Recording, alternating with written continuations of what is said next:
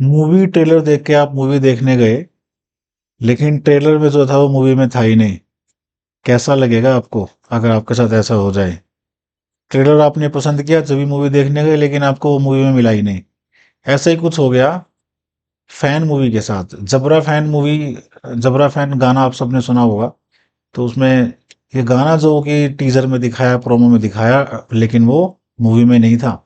अब ऐसे में एक लेडी टीचर जिसकी पूरी फैमिली, जिसके बच्चे शाहरुख खान के बड़े अच्छे फैन, और उन्होंने गाना सुना और मूवी देखने गए, लेकिन to their surprise song wasn't there in the movie. So उन्होंने यशराज फिल्म्स के अगेंस्ट कंज्यूमर फोरम में केस कंप्लेंट फाइल की, और अल्टीमेटली डिस्ट्रिक्ट फोरम, और उसके बाद स्टेट कमीशन, उसके बाद फिर नेशनल कंज्यूमर डिस्प्यूट फोरम, और उसके बाद अल्टीमेटली सुप्रीम कोर्ट के डिसीजन फाइनली सुनाया फिर। तो आइए इस केस को हम पूरा डीप में डिस्कस करते हैं। तो let's start with our latest case today. So आपको स्क्रीन नजर आ रही होगी, जबरा फैन यहाँ पे ये लगाया हुआ है मैंने, तो आप देख पा रहे हैं इसमें supreme court decision on Jabra fan. ये लेटेस्ट अभी 2 दिन पहले की जजमेंट है, जो कि ऑनरेबल अपेक्स कोर्ट ने डिसीजन दिया है इसके अंदर। तो आइए देखते हैं latest judgment. Invitation to offer, offer, counter offer, cross offer, ये सब आप जानते हैं, लेकिन आज और एक इसमें केस ऐड कर लीजिए इनविटेशन टू ऑफर में।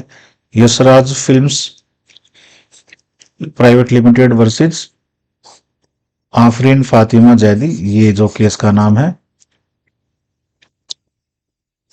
ये जो क्वेश्चन यहाँ पे अराइज होता है, वेदर और Dutch promo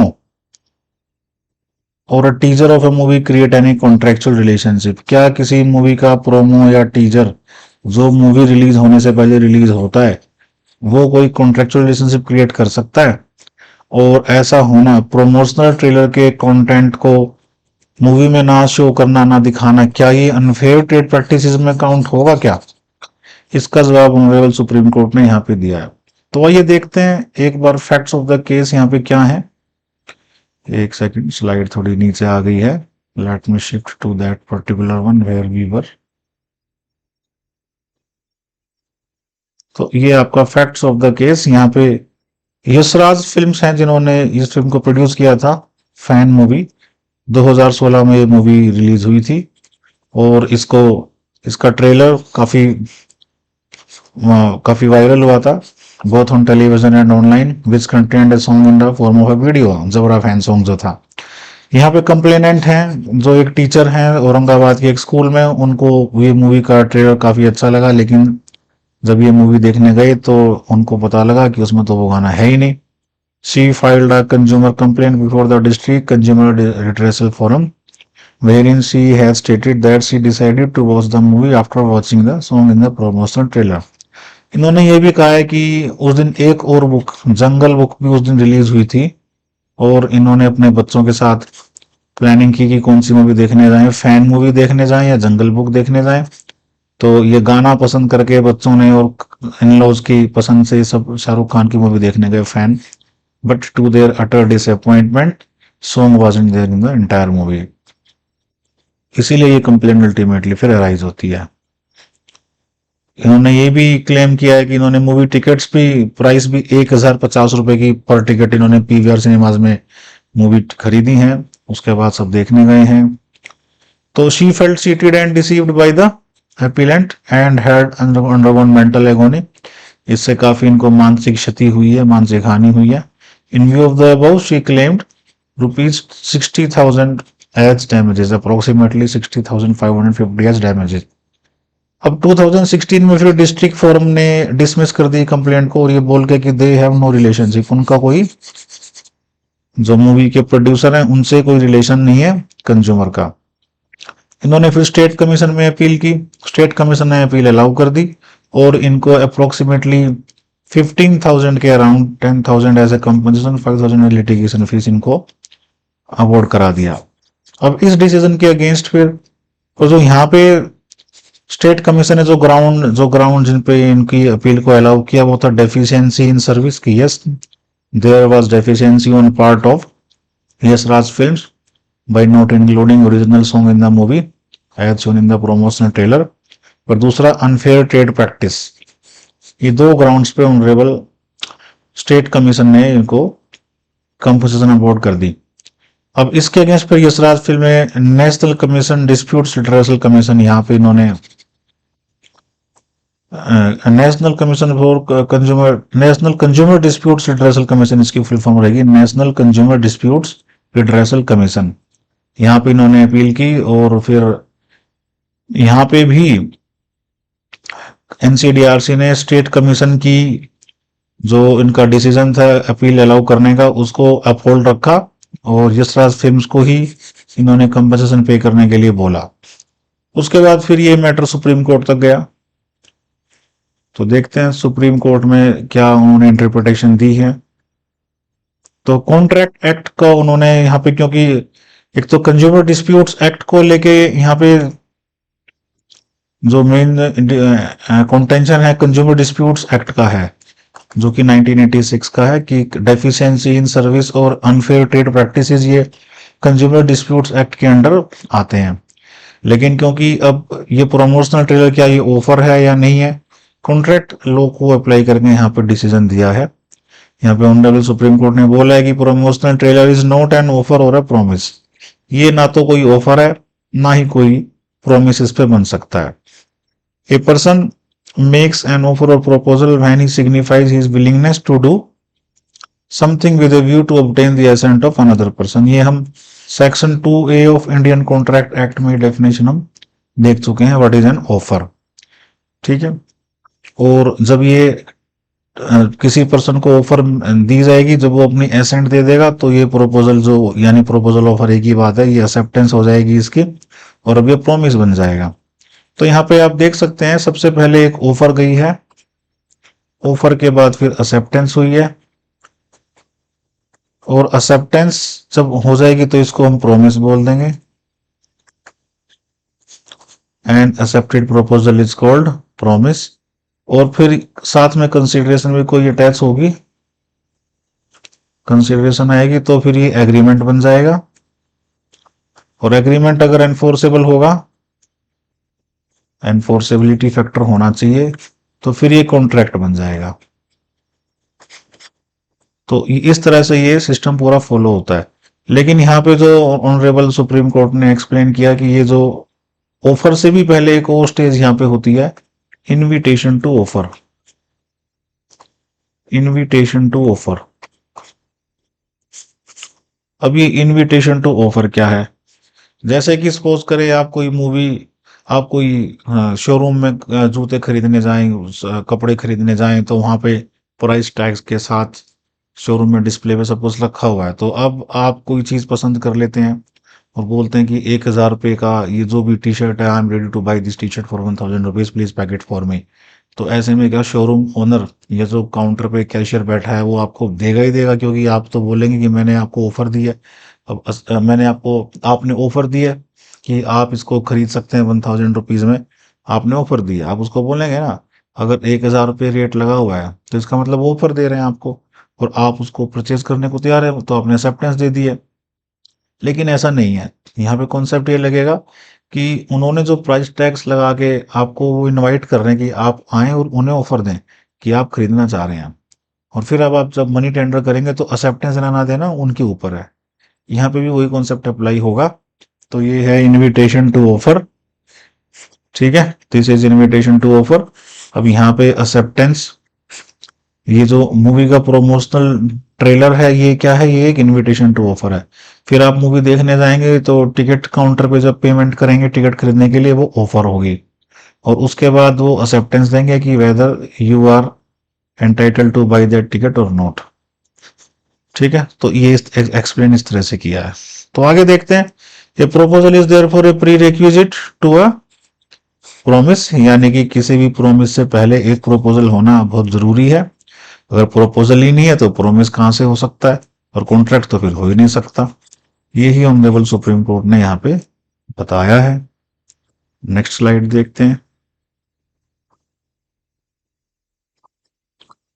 so promotional trailer is unilateral, ये एक यूनिलेटरल है, यानी एक ही पार्टी की तरफ से की गई एक तरह से डिक्लेरेशन है, यूनिलेटरल है। This is only to encourage viewer to purchase the ticket to the movie, ये केवल इसलिए होता है ताकि कोई व्यूअर जाके मूवी की टिकट खरीदे। और ये एक इंडिपेंडेंट ट्रांजैक्शन है। जो प्रोमोशनल ट्रेलर देखने के बाद आप टिकट लेके टिकट खरीद के मूवी देखने जाते हैं वो अलग है, और प्रमोशनल ट्रेलर एक अलग ट्रांजैक्शन है। It is not an offer, there is no possibility of it becoming a promise. So no offer, no promise and hence no contract. तो ये सुप्रीम कोर्ट का डिसीजन आया, इसको कॉन्ट्रैक्ट ही नहीं माना। अब यहाँ पे जो स्टेट कमीशन ने बोला था कि अनफेयर ट्रेड प्रैक्टिस है, डेफिशिएंसी इन सर्विस है, उसका भी यहाँ पे सुप्रीम कोर्ट ने एक्सप्लेन किया है। मैं थोड़ा कलर चेंज कर लें इसकी, एक सेकंड रुकिए। ओके डन, अब ठीक है। तो ये अनफेयर ट्रेड प्रैक्टिस क्या है, ये कहाँ पे डिफाइन है? ये अब तो खैर कंज्यूमर प्रोटेक्शन एक्ट 2019 अप्लाई होती है, ये 1986 की अब नहीं, अब तो 2019 एप्लीकेबल है। लेकिन जब ये डिसीजन हुआ था तो उस टाइम पे 2016 का, क्योंकि ये केस है तो उस टाइम पे ये पुराने वाली एक्ट नहीं थी। उसमें सेक्शन 2 क्लोज 1 और सब क्लोज आर, जहां पे अनफेयर ट्रेड प्रैक्टिसेस को डिफाइन किया गया है। It means a trade practice which for the purpose of promoting the sale, use or supply of any goods or for the provision of any service adopts any unfair method or unfair or deceptive practice including any of the following practices namely, यानी ऐसी कोई भी practice जो कि unfair है, deceptive है, धोखा देने के लिए है, जानबूझ के बोला गया झूठ है, वेदर ओरल है या राइटिंग में है या कंडक्ट से भी हो सकता है, विजुअल रिप्रेजेंटेशन कोई डिजाइन, कोई ग्राफिक्स, कोई आर्ट से भी हो सकता है, falsely represent that the service are of a particular standard, झूठ without without verifying the, without knowing the veracity, without testing the truthfulness, वेग कोई स्टेटमेंट दे दे, फॉल्स रिप्रेजेंटेशन कोई कर दे, तो भी ये एक अनफेयर ट्रेड प्रैक्टिस में आ जाएगा। रिप्रेजेंट्स दैट द गुड्स और services have sponsorship, approval, performance characteristics, accessories, uses और benefits विथ सच गुड और सर्विसेज डू नॉट हैव, ऐसा कुछ प्रॉमिस करे जो कि उस गुड के साथ एसोसिएटेड नहीं है, तो ये आएगा अनफेयर ट्रेड प्रैक्टिसेस के अंदर, जो कि 2(1) क्लोज आर में डिफाइन है। तो उसके लिए एसेंशियल्स जो ऑनरेबल सुप्रीम कोर्ट ने बोले हैं, पहले सेक्शन 2(1)(g) में डेफिशिएंसी डिफाइन है। डेफिशिएंसी का क्या मतलब है? कोई फॉल्ट है, कोई इम्परफेक्शन है, शॉर्टकमिंग, किसी प्रकार की कोई कमी है उसमें, इनएडिकेसी, सफिशिएंट नहीं है, क्वालिटी में कोई ऐसे कोई फॉल्ट है, या कोई नेचर उसका या मैनर ऑफ परफॉर्मेंस में कुछ प्रॉब्लम है जो कि नॉर्मल किसी भी सामान्य नॉर्मल सर्कमस्टांसेस में होना चाहिए, तो फिर ये डेफिशिएंसी में काउंट हो जाएगा। या कोई कॉन्ट्रैक्ट करता है कोई पर्सन पर्सनल सर्विस का और फिर वो उसके अकॉर्डिंग परफॉर्मेंस को नहीं करता है, तो भी डेफिशिएंसी में ये आ जाएगा। और कंज्यूमर कहाँ डिफाइन है? कंज्यूमर प्रोटेक्शन एक्ट की बात हो रही है, तो कंज्यूमर देख पा रहे होंगे यहाँ पे क्लियर नहीं दिख रहा, section 2 close 1 sub close D में कंज्यूमर डिफाइन है। कंप्लेंट इसके ऊपर सी में डिफाइन है, सी डिफाइंस कंप्लेंट, जो कि डिस्ट्रिक्ट फोरम में लगाई जाती है। तो कंज्यूमर कौन है? ऐसा कोई भी जो कोई प्रोडक्ट्स या सर्विसेज को बाई करता है वो कंज्यूमर हो जाएगा। लेकिन यहाँ पे एक्सेप्शन है, कि एक्सेप्शन क्या है? ये कमर्शियल पर्पस, कमर्शियल पर्पस के लिए अगर कोई गुड्स और सर्विसेज को बाई करता है तो फिर वो कंज्यूमर नहीं होगा। ठीक है, he can file A complaint which is defined in section 2(1)(c) of the act. Section 2(1)(c) में कंप्लेंट डिफाइन है। तो अब देखते हैं, ये हो गया आपका अनफेयर ट्रेड प्रैक्टिस का जो यहाँ पे थोड़ा एसेंशियल्स हैं। पहले तो एक फॉल्स स्टेटमेंट होनी जरूरी है जो कि मिसलीड करती है, false statement that misleads the buyer is essential. No case for unfair trade practice is made out. इस केस में, ये जो वीएसराज फिल्म्स वाला केस है, यहाँ पे इन्होंने कोई ऐसा फॉल्स स्टेटमेंट नहीं दिया जो मिसलीड करती है, तो they know case for unfair trade practices made out here. Further, services involving art, जो कि ये प्योरली आर्ट वर्क है, क्रिएशन है किसी की अपने माइंड की, इंटेलेक्चुअल प्रॉपर्टी है. It involves a freedom and discretion of service provider in their presentation. अब यहाँ पे क्रिएटिव और आर्टिस्टिक एक्सप्रेशन है, ये कोई मूवी को कैसे बनाता है. कभी कभी कुछ मूवीज ऐसी होती हैं उनके पूरी की पूरी मूवी में कभी सॉन्ग ही नहीं होता, पूरी मूवी में कोई सॉन्ग नहीं होता, ताकि उसका कोई जो भी उसके साथ एक फ्लो बना हुआ है मूवी का, एक टेम्पो जो जनरेट हो रखा है वो डिस्टर्ब ना हो. एंड में कभी कभी एल्बम बना देते हैं सॉन्ग्स के लिए. तो ये तो बनाने वाले के ऊपर वो कैसे मूवी बनाना चाहता है. Next, promotion trailer is an advertisement for a film. और ये हम देख चुके हैं, एडवर्टाइजमेंट है तो advertisement is an invitation to offer. That we have already understood in the beginning of the lecture. So अब ये जो freedom of speech and expression है, आर्टिकल 19 क्लोज 1 सब क्लोज ए में दिया हुआ है, कॉन्स्टिट्यूशन के प्रोटेक्टेड है, फंडामेंटल राइट है ये. इस पे कुछ रिस्ट्रिक्शन लगा सकते हैं 19 क्लोज 2 में. अगर कोई अनफेयर है, अनफेयर ट्रेड प्रैक्टिस फॉलो करता है, डेफिशिएंसी इन सर्विस जो भी मेलाफाइड है, फॉल्स है, डिफेमेशन है, तो फिर उस पर रिस्ट्रिक्शन लगाई जा सकती है और ये काम स्टेट अपने आप आराम से कर सकती है. तो ये सुप्रीम कोर्ट की इंटरप्रिटेशन है. नेक्स्ट देखते हैं, ये वही कमर्शियल स्पीच, ऐसी कोई भी स्पीच जो कि डिसेप्टिव है, अनफेयर है, मिसलीडिंग है, अनट्रूथफुल है, तो ये भी आपका जो है इस प्रोटेक्शन से एक्सक्लूडेड है. यानी अगर कोई ऐसा कुछ करता है जो कि मिसलीडिंग, डिसेप्टिव, अनफेयर है, तो उसको कॉन्स्टिट्यूशनल में जो फंडामेंटल राइट की प्रोटेक्शन दी गई है वो नहीं मिलेगी. जैसे भी बाबा रामदेव वाला केस आप देखते हैं, कोरोनिल मेडिसिन को लेके, कोरोनिल आयुर्वेदिक उपचार को लेके जब बाबा रामदेव ने बड़े बड़े दावे किए थे, सुप्रीम कोर्ट ने उनको माफी मांगने के लिए बोला है. और इसी के चलते एक हेल्थ ड्रिंक आप सबने सुनी होगी, हेल्थ ड्रिंक आती है, बोलते हैं हेल्थ ड्रिंक, हिंदुस्तान यूनिलीवर की है, उसका नाम आप सबको पता है. अब हिंदुस्तान यूनिलीवर ने उस हेल्थ ड्रिंक से वो हेल्थ ड्रिंक का टैग हटा दिया है, कहीं ऐसा ना हो इसको भी कोर्ट में घसीट लिया जाए. This is not N health drink, ठीक है. फंक्शनल न्यूट्रिशनल ड्रिंक करके इन्होंने कुछ उसका नया नाम, फंक्शनल न्यूट्रिशनल ड्रिंक करके इन्होंने कुछ उसका नया नाम दिया है. इस पे भी मैं एक डिस्कशन करूंगा, पूरी वीडियो बनाऊंगा. नेक्स्ट देखते हैं आगे स्लाइड. तो वर्डिक्ट जो ऑनरेबल सुप्रीम कोर्ट ने दी अल्टीमेटली कि deficiency alleged in the complaint arises out of complainant's own expectation. यानी अब जो इसमें कंप्लेनेंट को जो कमी मिली है मूवी के अंदर, ये कंप्लेनेंट की अपनी खुद की एक्सपेक्टेशन की वजह से मिली है. कंप्लेनेंट ने खुद ही तो एक्सपेक्ट किया था कि उसको मूवी में ये गाना देखने को मिलेगा, वो नहीं मिला. तो ये बायलेटरल तो नहीं हुआ, कोई प्रॉमिस ऐसा यशराज फिल्म ने नहीं किया था कि ये सॉन्ग होगा ही होगा.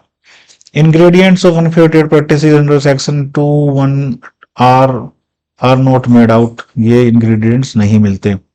Promotional trailer does not fall under any of the instances of unfair method. ये unfair method में नहीं आता. और प्रेजेंट अपील को अलाउ कर दिया, यानी कि जो यशराज फिल्म्स ने अपील की थी सुप्रीम कोर्ट में, NCDRC national consumer disputes redressal commission के फैसले के अगेंस्ट जो अपील की थी उसको अप्लाई कर दिया गया, उसको अलाउ कर दिया गया. इसका मतलब यशराज फिल्म्स को जो कंपनसेशन पे करने का ऑर्डर किया गया था वो हटा दिया गया. तो फ्रेंड्स आज के लिए इतना ही.